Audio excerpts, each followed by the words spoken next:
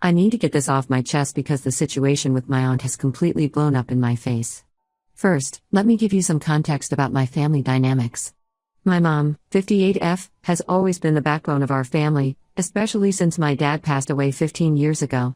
She somehow manages to juggle running our family business, taking care of my grandmother, 82F, full-time, and still going above and beyond for everyone else in the family. The family business is a successful restaurant that my parents started together 35 years ago. After Dad died, Mom took over completely and has been working tirelessly to keep his legacy alive. Despite the long hours at the restaurant, she still makes time to help everyone, particularly my Aunt Sarah, 56F, who seems to think Mom is her personal assistant. Growing up, Sarah was never really present in my 30F or my sister Jenny's 28F lives. She was always too busy with her own life to spend time with us, even though we lived just 2 streets away.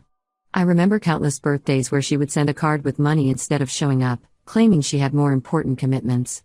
But somehow, she always had time for exotic vacations and social events. Sarah got married late in life and had twins, 10M/10F, through IVF. Her marriage didn't last long. Her husband left when the twins were just 2 years old. Since then, she's been heavily relying on my mom for everything. And I mean everything.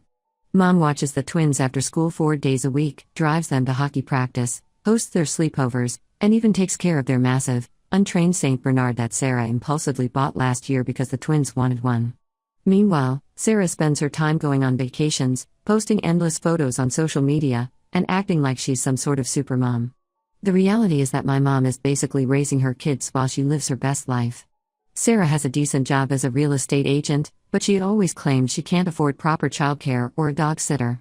Yet somehow, she manages to take 3 or 4 international trips every year. This Christmas was particularly chaotic. Mom had been up since 4 a.m. preparing everything for our traditional family breakfast. She made everyone's favorite dishes, filled 16 stockings with personalized gifts, and even decorated the entire house by herself because Sarah, who had promised to help, conveniently forgot and booked a last-minute trip to Costa Rica instead. After spending the whole morning cooking and hosting, Mom had to help Grandmother get ready for our dinner reservation at this upscale restaurant. Grandmother has mobility issues and needs special assistance with everything. Mom had to help her bathe, dress up, and do her hair, all while making sure everything at the restaurant was running smoothly on Christmas Day. Sarah had just returned from Costa Rica the day before with the twins. Instead of letting them rest and adjust to the time difference, she took them ice skating all day on Christmas. By dinner time, both kids were completely exhausted. They could barely keep their eyes open and were literally falling asleep at the table. The poor things looked miserable, but Sarah was too busy showing everyone pictures from her trip to notice. As dinner was wrapping up around 9 p.m., Mom was trying to arrange transportation for Grandmother.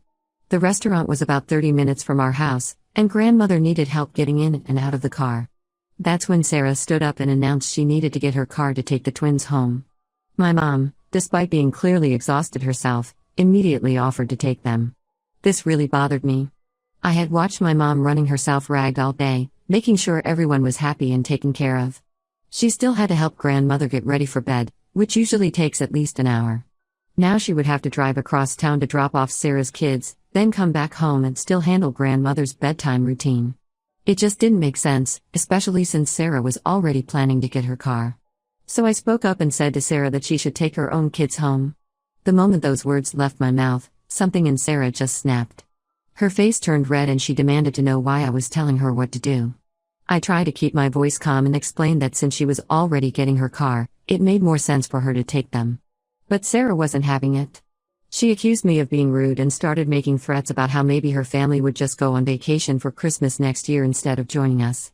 I simply responded with okay, which seemed to infuriate her even more. She then suggested that maybe I shouldn't come to Christmas next year. Again, I just said okay. This really set her off. She turned to my mom and tried to get her involved, asking if she could believe how rude I was being. My mom, clearly uncomfortable with the situation, just said she couldn't hear what was going on. Sarah then dramatically picked up one of her sleeping kids, shot me the nastiest glare, and told me to stay away from her before storming out. After she left, you could cut the tension with a knife. My cousins and sister, who were all around my age, assured me that I hadn't done anything wrong and that Sarah was being completely unreasonable. Jenny reminded everyone about how Sarah had ditched helping with Christmas preparations for her Costa Rica trip. We decided to head to a nearby bar to decompress while the older family members went home. The next morning was when things really got bad. I came into the kitchen after walking my dog and found my mom sitting at the table, crying her eyes out. Apparently, after dinner, Sarah had shown up at our house and completely lost it on my mom. She was screaming and carrying on about what I had said, though my mom wouldn't tell me exactly what was said. She just kept mentioning that Sarah had another side to the story. Jenny jumped to my defense, pointing out how Sarah takes advantage of mom's kindness and that it was about time someone called her out on it. She reminded mom about all the times Sarah had left her hanging with the twins or the dog without any notice, or how she always expects mom to rearrange her schedule to accommodate her plans. But mom just kept crying, saying she had worked so hard to make Christmas perfect and now everything was ruined because of this drama. Some family members are saying I should have just kept my mouth shut and let my mom help as usual. They say I'm stirring up unnecessary drama and that this is just how Sarah is. Others, particularly my cousins and sister, are praising me for finally standing up to Sarah and pointing out how she takes advantage of mom. I honestly don't know what to think anymore. So Reddit, Ida for telling my aunt to take her kids home? Update 1. The situation has gotten so much worse since my last post.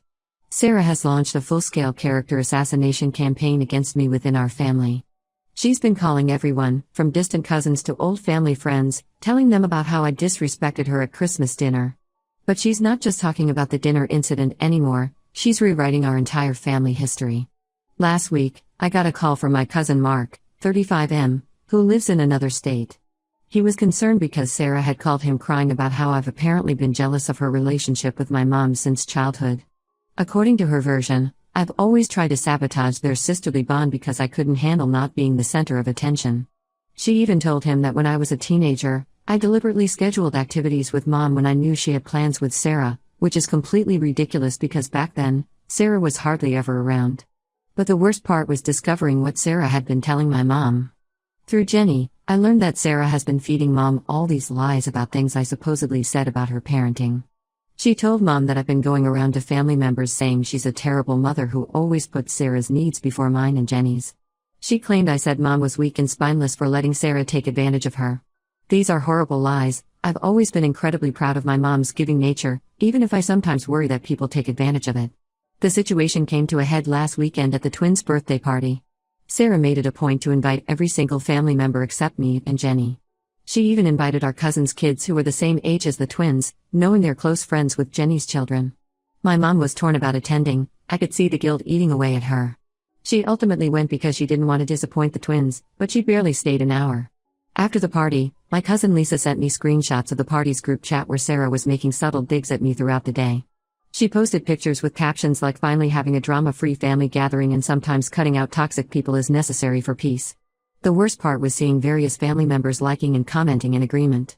What really hurt was discovering that Sarah had been showing people old text messages between us, completely out of context. Back in college, I went through a rough patch after a bad breakup and confided in Sarah about feeling lonely and sometimes jealous of people with perfect lives. She was actually supportive then, or so I thought. Now she's using those vulnerable messages to paint me as this bitter, jealous person who's always envied her life. She conveniently leaves out the part where she was barely present during my childhood and only started acting like an aunt when she needed mom's help with the twins. The impact on my mom has been devastating. She's stopped talking about Sarah around me, but I can see how much this situation is wearing her down. Last week, she had to cancel her regular lunch date with her friends because Sarah called with another emergency involving the twins. Mom rushed over only to discover that the emergency was Sarah needing someone to watch the kids while she went to a spa day with her friends. Mom had already rearranged her whole schedule and canceled plans with her friends who had come from out of town specially to see her. This incident really upset Jenny, and she confronted Sarah about taking advantage of mom.